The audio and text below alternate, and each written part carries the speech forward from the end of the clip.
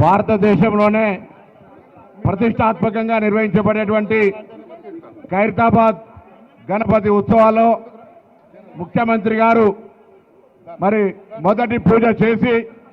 యావత్ తెలంగాణ ప్రజలంతా కూడా సుఖ సంతోషాలతో ఉండాలి, తెలంగాణ ప్రజలకు ఎటువంటి ఇబ్బందులు లేకుండా మంచి వర్షాలతో రైతులు కానీ వ్యవస్థ అంతా కూడా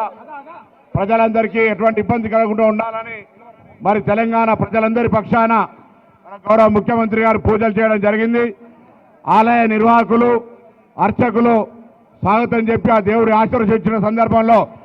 గౌరవ ముఖ్యమంత్రి గారు ఇప్పటివరకు అనేకమైనటువంటి ప్రజాహిత కార్యక్రమాలు ఈ ప్రజాపాలన ప్రభుత్వంలో తీసుకోవడం జరిగింది. ప్రభుత్వం వాటన్నిటికీ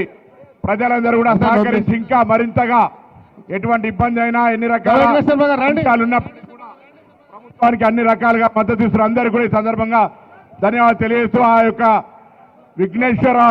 మహారాజ్కి జై చెప్తూ అటువంటి ప్రభుత్వం నడపడంలో ఎటువంటి విఘ్నాలు లేకుండా ముందుకు పోవాలని